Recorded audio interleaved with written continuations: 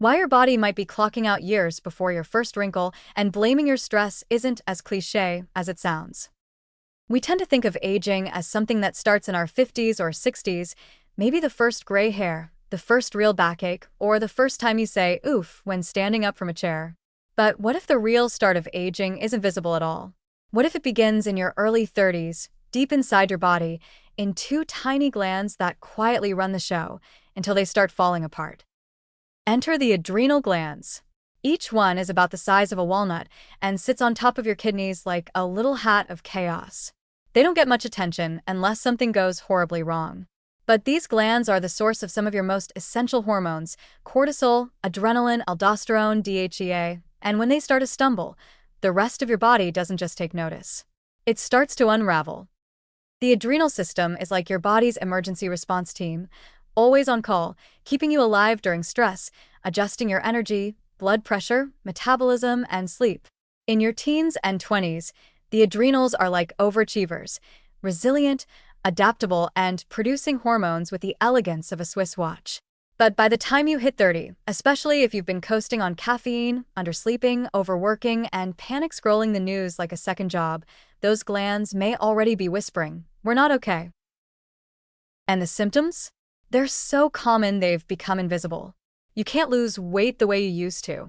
You're tired all day, but wired at night. You wake up feeling like you fought a bear in your sleep. You feel anxious, even when nothing's wrong. You start craving salt or sugar like it owes you money.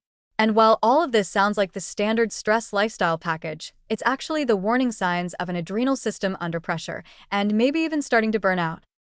This isn't just about stress hormones going haywire. It's about a shift in your body's priorities. As adrenal resilience begins to falter, the system that once balanced your blood sugar, regulated inflammation, managed immune responses, and supported mood and focus starts quietly downgrading its services. It's like your body is trying to cut costs without telling upper management you, and suddenly everything is running at 70% capacity, except your panic reflex, which is still operating at full blast. But here's the sneaky part. This decline can start long before you ever feel old. Before laugh lines, before reading glasses, before anyone calls you sir or ma'am. It's not visible aging. It's internal aging.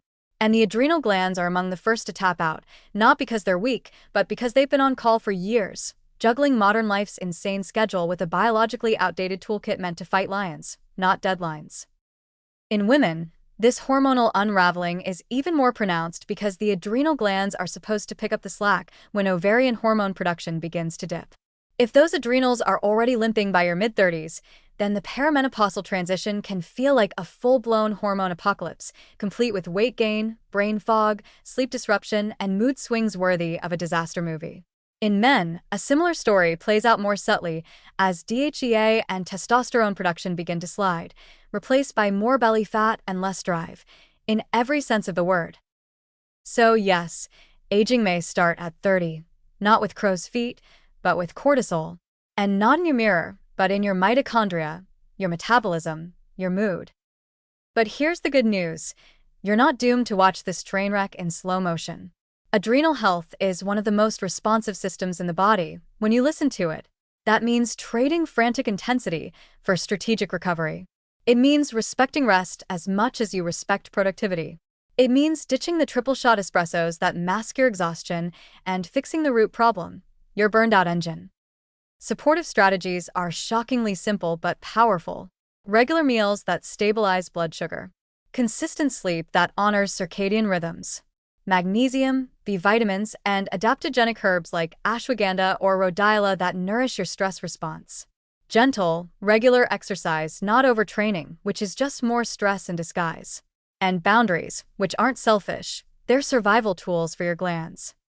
So if you're 30 and already feel like your body's not quite bouncing back the way it used to, don't wait for a diagnosis. Don't wait for your hair to thin or your sleep to crash completely. The unraveling has already started, but so can the repair. Because aging isn't a number. It's a series of cellular choices, made every day, in every system. And the adrenal glands? They might be small, but they're the first to tell you if you're living in a way that future you won't survive, let alone enjoy. The question isn't, am I too young to be aging? It's what am I doing to support the part of me that's aging first? And once you answer that, everything else starts to come back online. Slowly, quietly, but powerfully.